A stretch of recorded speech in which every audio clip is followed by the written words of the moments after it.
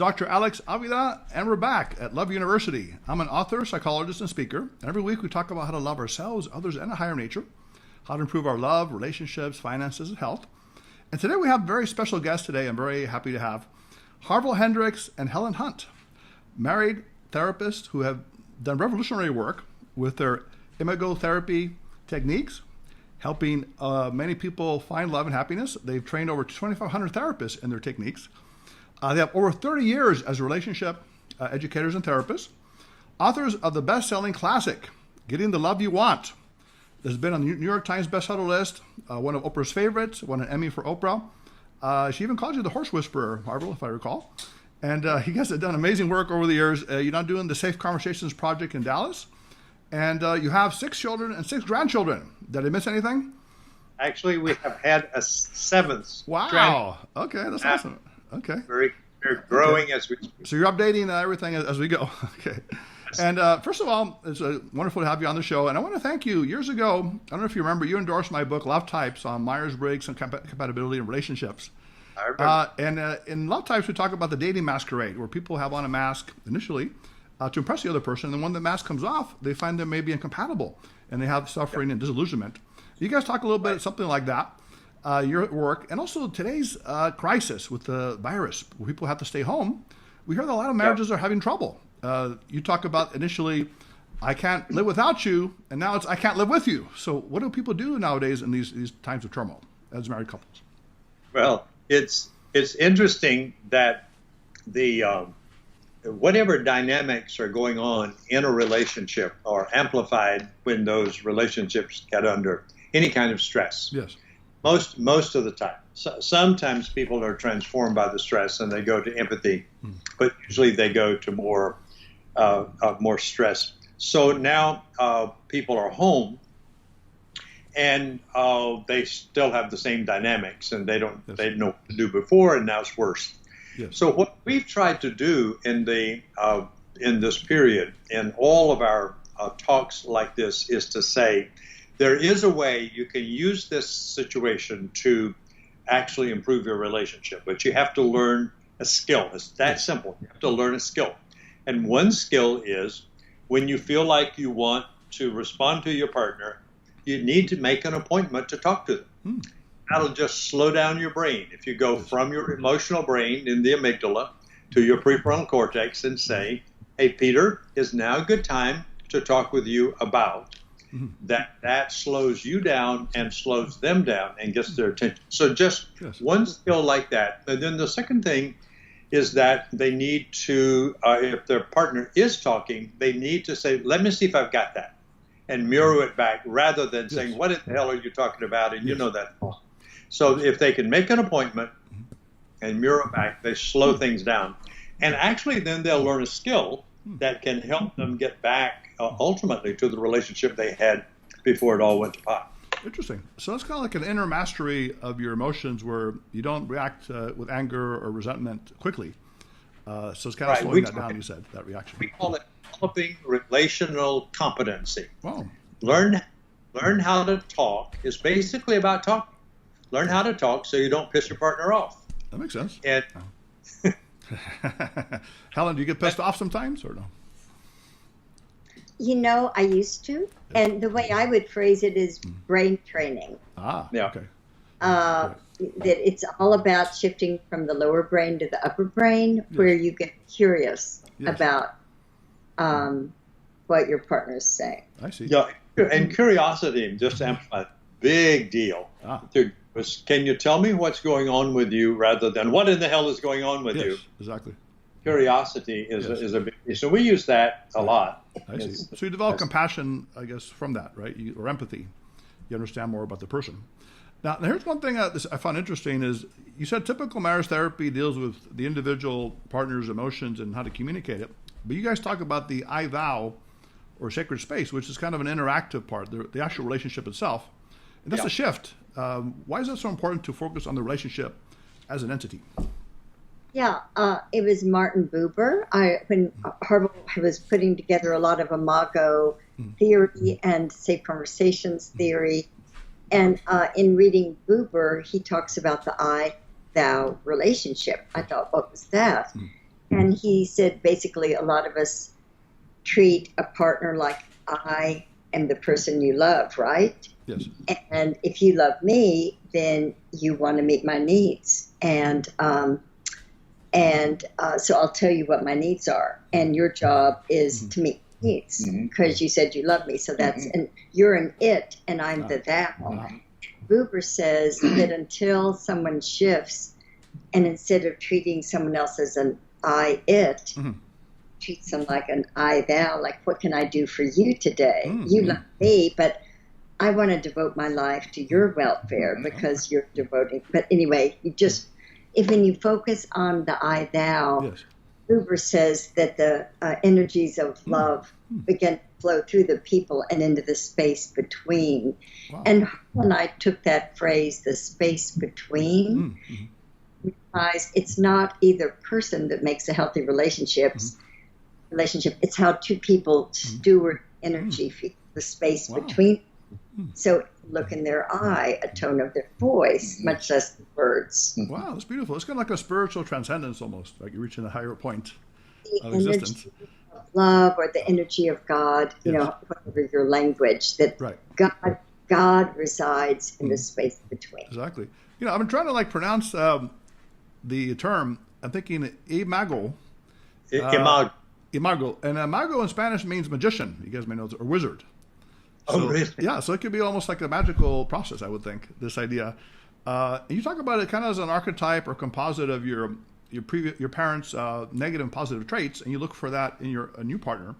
Yes. But I'm kind of wondering, you said it could work two ways. One is you attract someone who's like your parent. Maybe they were cold, so you pick a cold husband. Or maybe you had an overbearing mother, and you pick a woman who gives you independence. Yeah. So which is more likely? Is it more the complementary or the compatible traits that you're attracted to in your partner based on your parents?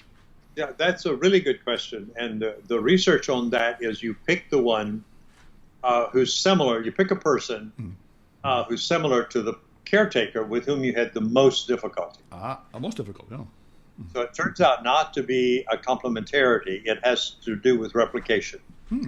So if I had a very cold mother, and that was the most pain in my childhood, but a father who was, you know, kind of there, not there, but it wasn't very painful. He didn't matter a whole lot. Okay. I'll pick somebody to replicate the cold mother because I need warmth because that was the thing that was more threatening. So it turns out that I think it sucks, frankly, that it just does that. But it sense that the partner, the caretaker with whom you had the most difficulty is the one from didn't get needs met that were the most necessary. Okay. So your brain says, I still need that, but I have to get it from the person from whom I should have gotten it. So we pick a similarity, and then of course it works the same way it did in childhood. I see. But if you have a cold mother, wouldn't you pick a warm spouse to compensate, or does that not work that way usually? It does not work that way. That's logical, but it's not the way the unconscious works. I see. It seems like the unconscious we call it unfinished business. Yes. With a caretaker in childhood, and you have to finish that business with somebody who's similar to that caretaker in adulthood. Interesting. So if I pick somebody, if I'm around if I grew up with a cold person and I'm around warm people, I don't want the warm people to give me compliments. I want the cold person. I see what you're saying. Okay. So you're trying to compensate, I guess, for what you didn't have with the new person, supposedly. And the beautiful thing is, Harville has talked about childhood wounds. Yes. You fall in love with a person that's wounded, or that wounded, who will wound you the way your parents wounded you in childhood. But anyway, the job of the two people then is to heal each other's childhood wounds. Yeah. And I think the wounds is holes, HOLE, that the process of true committed relationship is holy. It's the HLE, holy work toward each other's wholeness. Interesting, very interesting. Now, you know, in love types, we talk about introvert versus extrovert, Jungian types.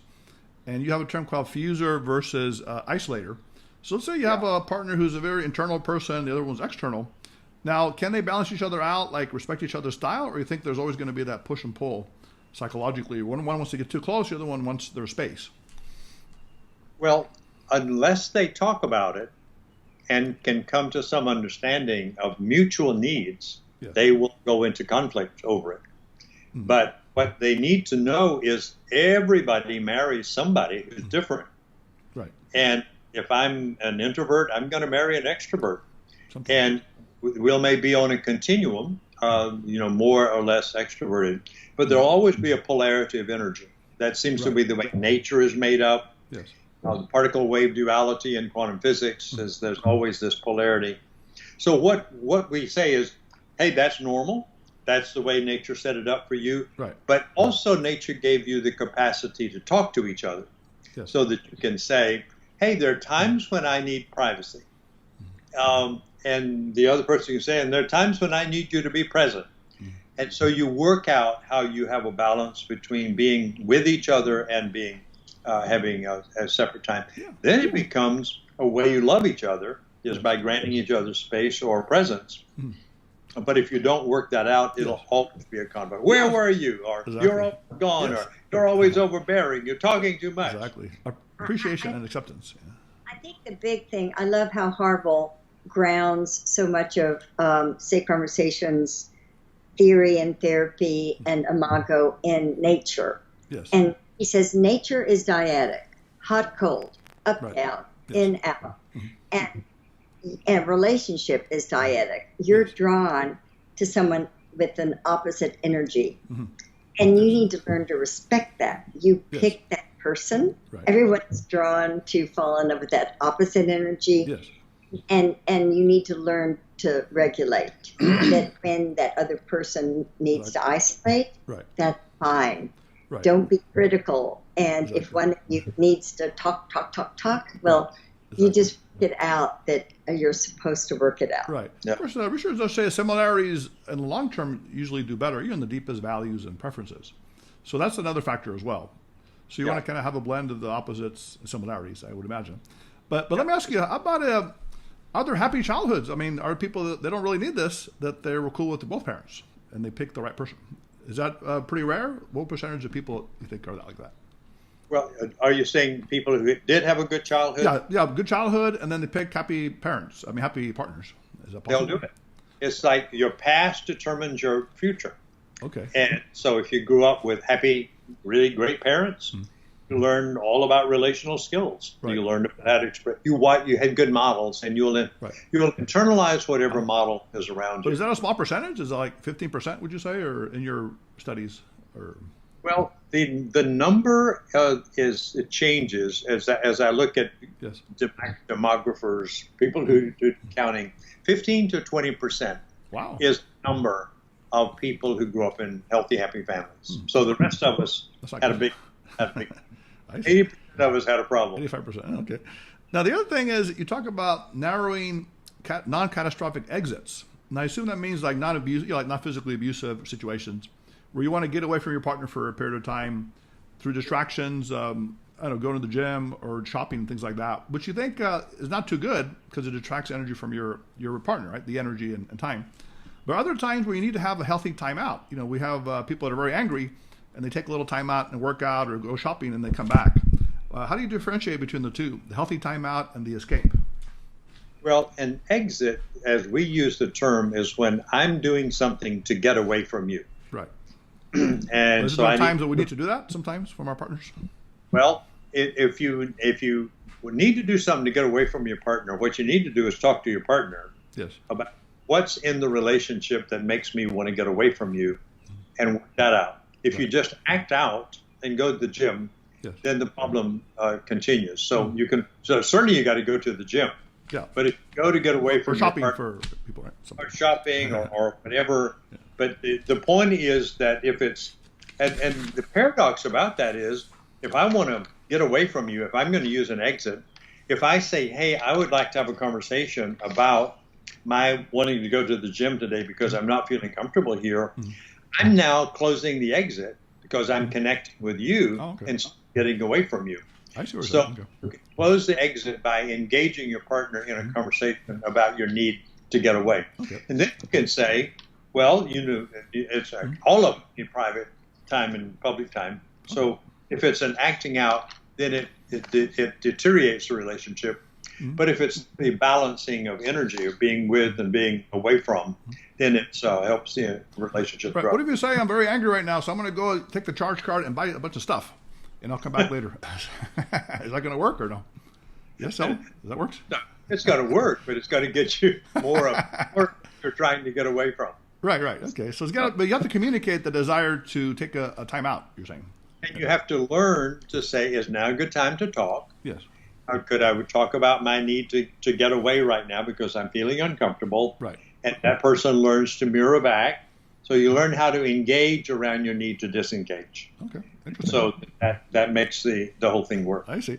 Now, you also have interesting, what I call reversals. People often say you have to love yourself first before you love someone else. And the inner dictates the outer. But you're saying opposite. You said the partner needs to love you or even be your own therapist to improve your own inner happiness, whatever it is. So why do you guys have that kind of reversal? That's a whole different way to look at it. Well, you want to talk about that, or shall I do that? Because I think I'm the one who picks on that the most. So why don't I launch it and you? We'd love to talk about that for 3 hours. Yeah. But anyway, safe and yes. Yeah. It's a thrilling idea that a relationship is not about fixing the within. It's about fixing that energy between two people. Also, the reason we do this and say this is that we have grown up in a culture and therefore in a psychology and in a psychotherapy, which is about the self. Yes. And so there's always been, love yourself, take care of yourself, grow your potential, become your best self, and all that. And that's just a cultural message. It has nothing actually to do with how the self actually works. So consider the way it actually works is that babies, when they're little, have to receive love. They have to get stuff from the outside. And that's what helps them grow their brain, because they're born with 2/3 of a brain, and the brain finishes growing in an interactive relationship with loving caretakers. So stuff has to come to us from the outside. Loving yourself is sort of like masturbation. That's not like having sex. So you can do good things for yourself, but what the brain really needs is to know that when I'm with you, I am of value to you, and that you do that with me and show that to me with a behavior, and that we can't love ourselves. And here's the paradox. There's a part of our brains that doesn't know when I'm loving you and when I'm loving me. So what we encourage couples to do is to love your partner unconditionally, because that part of your brain that doesn't know the difference between you and your partner receives the love you give to your partner at the same time that you give it to your partner. So self-love is actually a parallel process to loving the other. Okay, so it's a reciprocal relationship, it sounds like. I don't think, in this culture, there's an individual self, and we are all taught that they're individual selves, but and the goal of mental health is to move from dependency to independence, autonomy, self-sufficiency. Right. We're really relational beings. Right. And you don't think it's sort of like the quantum particle wave duality, the isolator and the energizer, like nature is duadic, and we're selves in relationship. There's such thing as a self. So actually you can't love yourself because you don't even exist as a self. You only exist in relationship with others. And the quality of that interaction that determines how you experience. Yeah, it's very powerful. Between the self, I really like that term. It's like almost a spiritual vacuum where the energy can go and both of you connect. The other thing is you talk about the unconscious versus conscious partnerships. And the unconscious, you talk about the old primitive brain, limbic system, being reactive, defensive, and over-emotionalizing things. And then the higher brain is the cerebral cortex, more rational, logical. So, and then you said that's the key to get to the conscious partnership. But what if you're a very emotional person? What if you are naturally what we call a feeler in the personality types? And it's hard for you to do that because you take everything personally. That's who you are. Can they really change into a thinker personality? Well, I'll just mention... You're a feeler, aren't you, Helen, or no? That this whole thing about moving from an unconscious relationship to conscious it's about moving from the lower brain to the upper brain. Right. Because the lower brain is reactive, Yes. and the upper brain is intentional. And I will just say that the brain sciences saved our relationship. Oh, wow. Okay. Because we announced to the world 20 years ago that we were divorcing. Wow. And That's terrible. I mean, goodness, it was so embarrassing because all of the notoriety about Oprah, and Yes. we knew how to teach others to be in a relationship, but couldn't do it ourselves. Yes. Harville gives me permission to tell that story because if one thinks, oh, Helen and Harville, it's easy for them. I'm married to a jerk. So they're talking about it going to apply to But me. he's a nice guy, though. He's not a jerk, is he? Oh, listen, they'll talk after. But, Okay. but She's got things to tell you. But basically, when I studied a little bit of brain science, I suddenly saw all the things I was doing wrong. Yes. And basically, the lower brain, it needs to self-protect. The thing that takes you into the upper brain, the neocortex, where you can collaborate, cooperate, and co-create solutions, is something like sentence stems from a dialogue process. The lower brain is, I'm going to keep you alive, and if there's any danger, like get out of here, it's my way or the highway. I disagree with what you're saying. Sure. So I win, you lose. It's either or. Right. But the upper brain invites you to learn to collaborate, cooperate, and co-create. Yes. It's a place this part of the brain, the dorsolateral prefrontal cortex, is the place of wonder. It's between the left and right brain hemisphere. Yes. And wondering about why your partner does things is a beautiful way to live. That's great. And you guys do talk about the imago exercises, things to help you get to that experiential state where you can connect with the partner. You talk about finding your lost self and having a safe conversational space. Some of this is like therapeutic, mirroring and things like that. But what do people say? This sounds kind of like either hard or artificial. You got to kind of be like a psychoanalyst to be with your partner. How do you respond to that? I mean, shouldn't love be natural and people just get along naturally? Or Well, you have to work at it.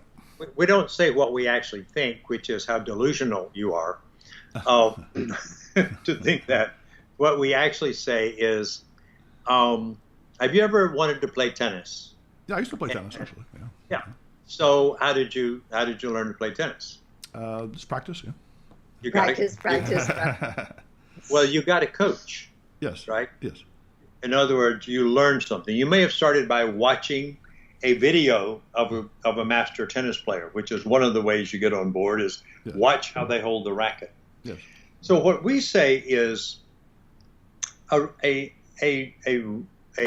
conscious relationship, a healthy relationship, is fundamentally a function of how skillful you are in interacting with your partner.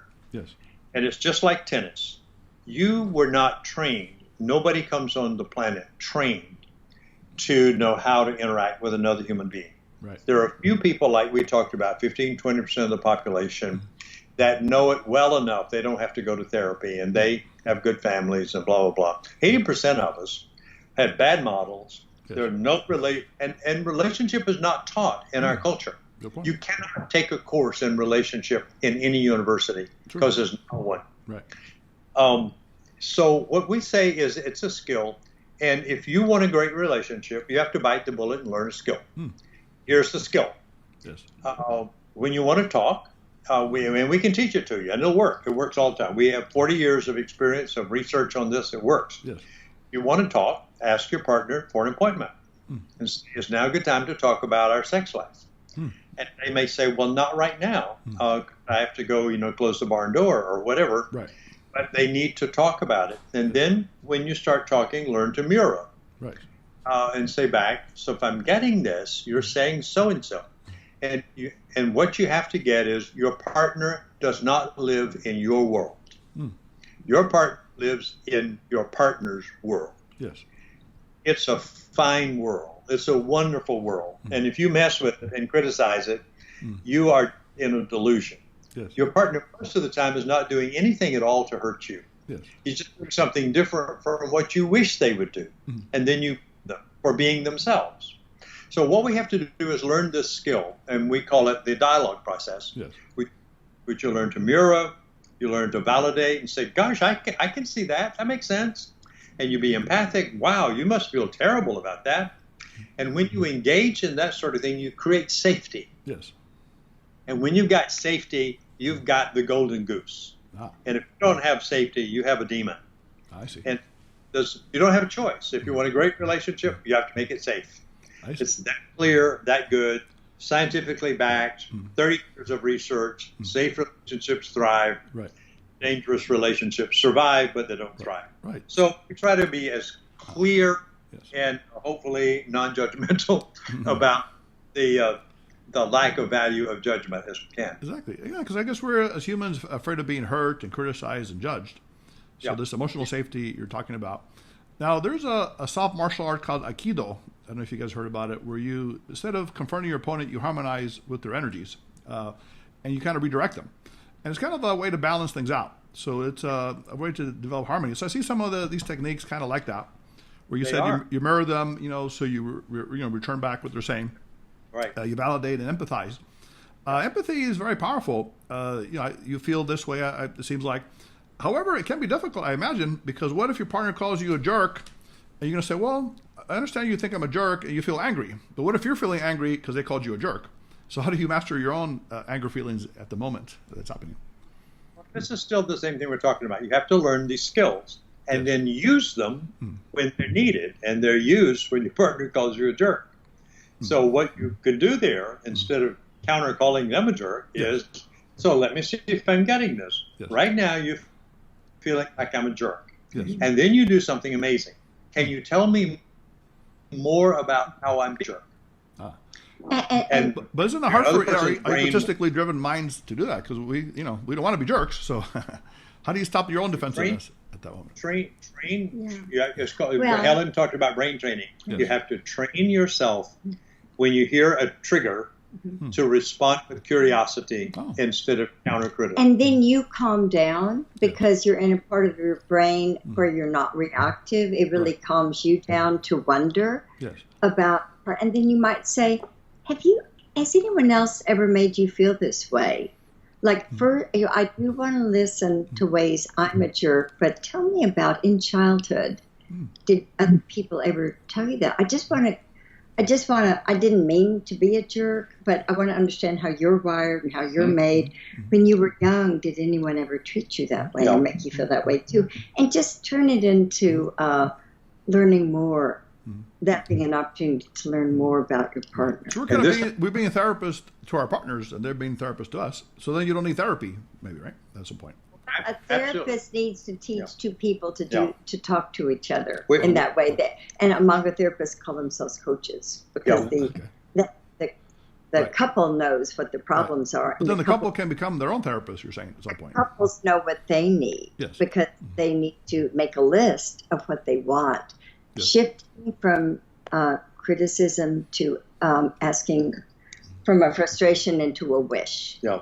Don't deal with your frustrations. Learn to ask for what you want. Yeah, they're just skills. We used to have a lecture, remember, and we did a workshop one time long ago. We then moved to other titles called Marriage as Therapy. Ah. It was when we discovered that therapists actually can't do therapy on couples. It just doesn't work. What they can do is help the couple become their own therapist. Right. And so that you move the dynamics from the therapist to the individual, to the two people. We put them together and they talk to each other in the dialogue process. And when we started doing that, which was now about 25, 30 years ago, the success rate went from about 40% to 90%. Wow. Because they regulate, as Helen said, they know how to do this. We have to help them know how to do this with each other. But the energies have to be exchanged between partners. Yes. So that's at least what imago therapy is. It's helping couples become their own I therapists. see.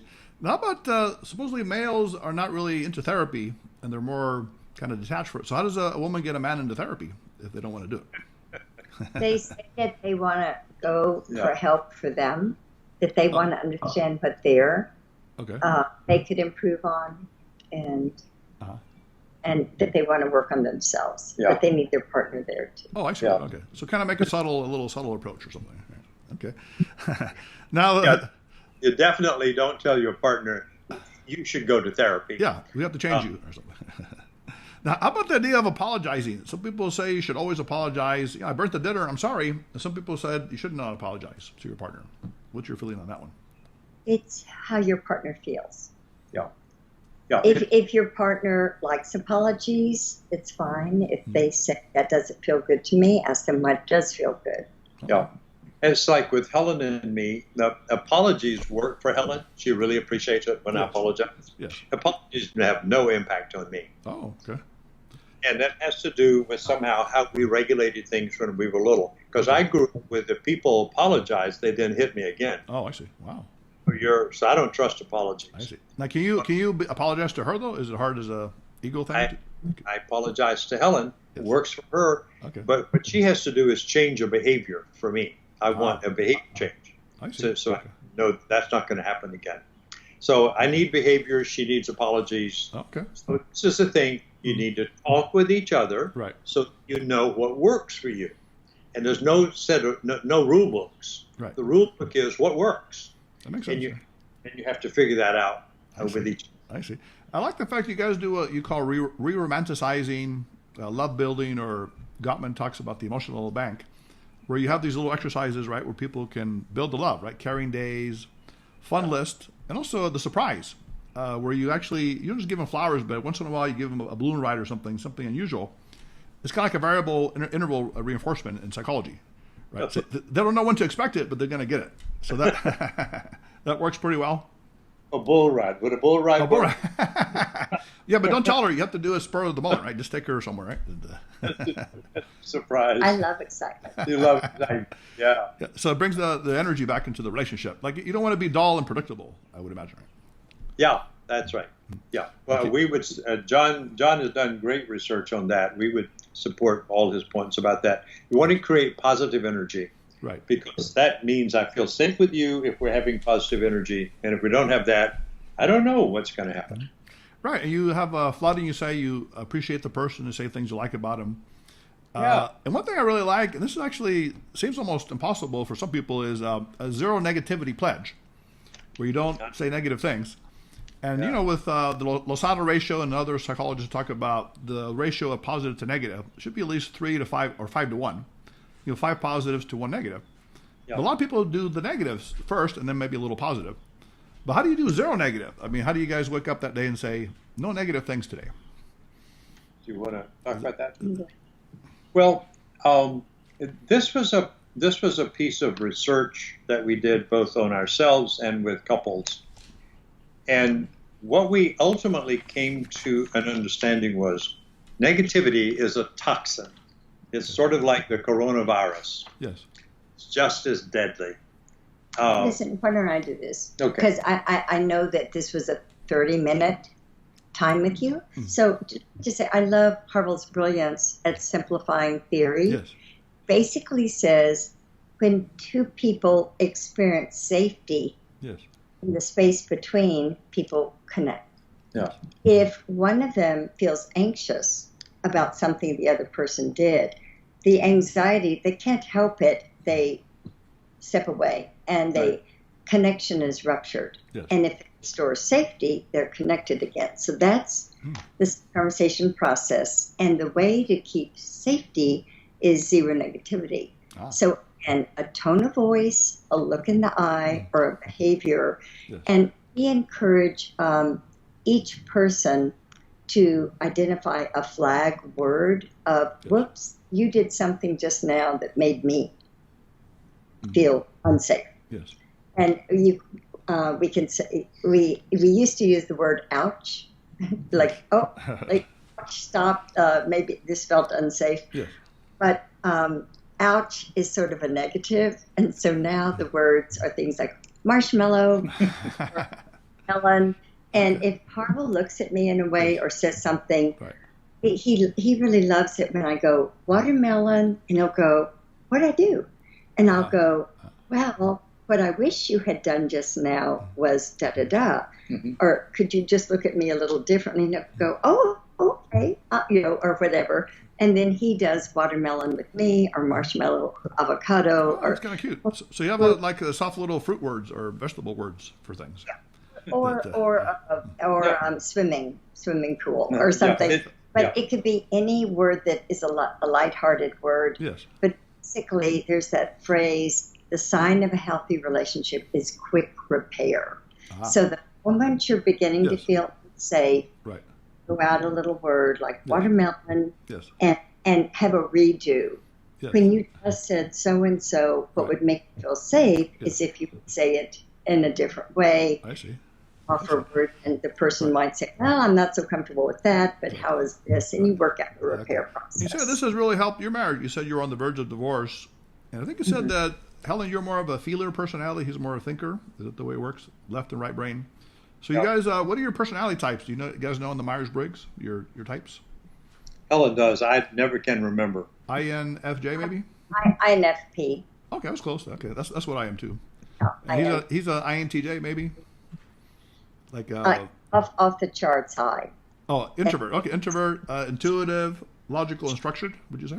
Yeah, but I remember somehow we were once some course, some medical thing, and he is off the charts introverted, which I just I'm Well, an introvert too, but But he does great though in these interviews though. I guess your energy comes out right when you talk about what you love.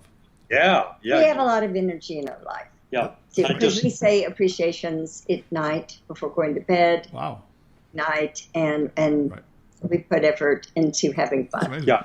I just, my introversion is I recharge alone. Yeah, But exactly. I'm the same way. Give me a stage on a microphone. Oh, okay. and Yeah. I'm as extroverted as any. Exactly. That period of time. But Now, I want to get away from the crowd. I want to go out the back door. I don't want to go out the I front door. recharge.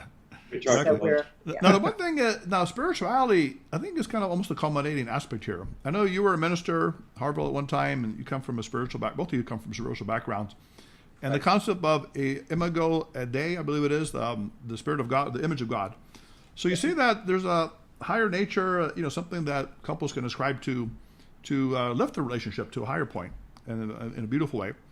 And I think you talk about agape, right? Unconditional love, Yeah. or I call love without expectations, which some Yeah. people think is very idealistic, that you can only have it for an animal or a child.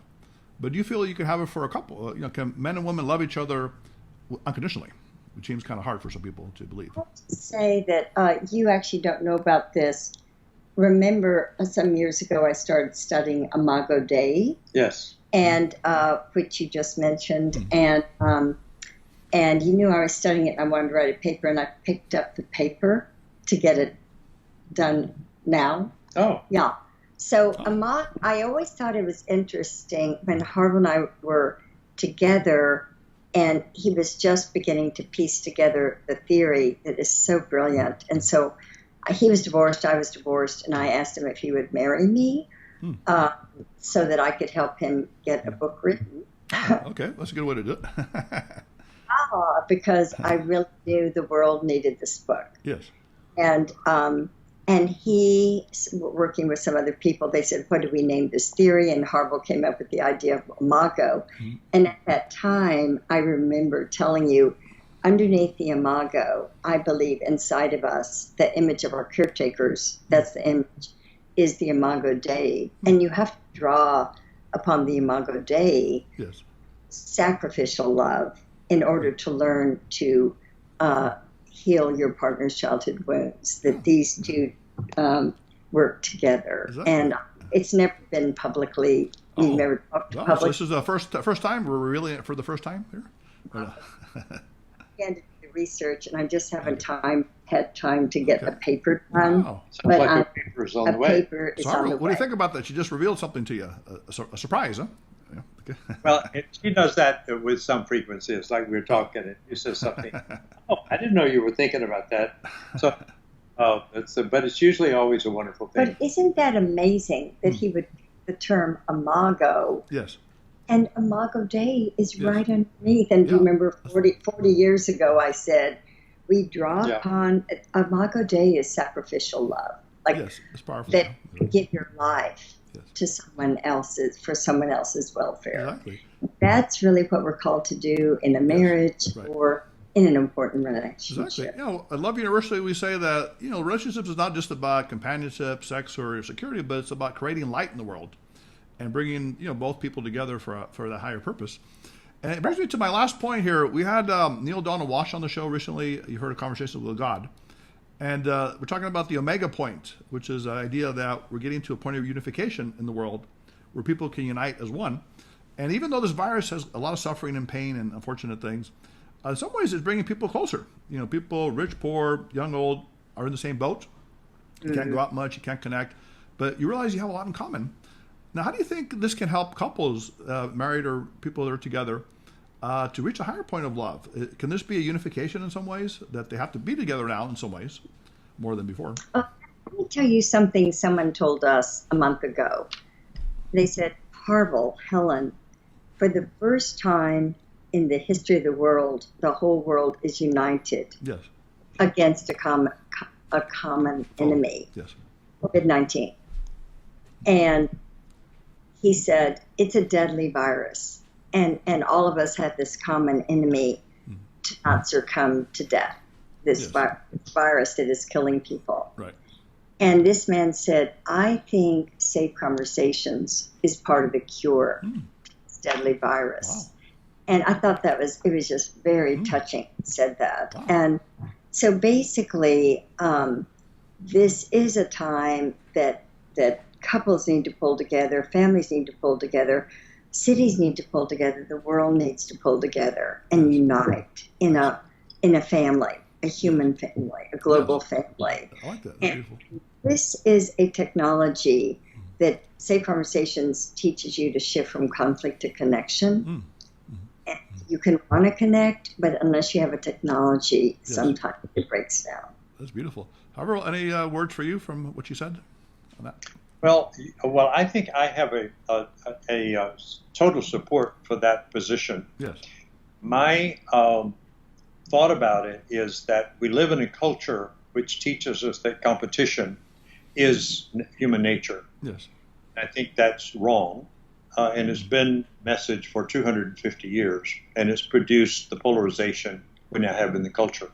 Yes. But quantum field theory is telling us that actually we are cooperative creatures. We're all connected at the fundamental level of reality. Yes. And there's no separation. Right. And what we are experiencing with the crisis is something like the quantum field, that we're all one. If we can get it, that nature, and not go back to the old idea of what nature is, which is competition. But I think that we'll get some of it, but crisis always brings people together, and the crisis is going to go back toward each other's throats. So it depends on what we remember and what we memorialize. Yes. This becomes a permanent lesson. And I'm hoping that we get it. Yes. We are social creatures. Relationship is our nature. Yes. We're now experiencing it. So let's stay with this and continue to hold that instead of going back to the old status quo. Yeah, let's pray that unification, as Hawking said, reaching the higher level of consciousness, which is love, ultimately. And that's what Love University is about. It's been a treasure having you guys on the show today. It's been a great pleasure. Where can we hear more about your work? I mean, I know you have a lot of things going on, websites and all that. How can we get in touch with you? Okay. Well, safeconversation.com is one location, and the other is harvilleandhelen.com. So our personal website. The other one is we have a social movement called Safe Conversation. So that's the website for the social movement. Yeah, anyone can come for training. The website's actually a little under construction right now, but you can sign up for training if you'd like to know. Fantastic. I'd love to have you on again. That was a great interview we had with a wonderful couple, and so very nice. And what I loved about them is that they not only talked about love, but they expressed it. And then when they looked at each other, sat together, interacted, and you see that they really practice that love that they have. So again, if you want to reach us at Love University, you can follow us on Instagram and Twitter at Love Letter U Podcast. Like us on Facebook at Love University Podcast. You can listen to us and subscribe on our different platforms at Podbean, iTunes, Spotify, and SoundCloud. Love University is all about helping you live to your fullest potential in your love relationships, in your personal friendships, in your career, finances, health, and to give love without expectation. Even though we live in times of turmoil and challenge and difficulties, we can really get through this and prosper if we focus on extending loving energy without expectation, loving ourselves, others, and a higher nature. Until next time, Love University students, please put away your notebooks, your iPads, your iPhones, and have a great Love University week.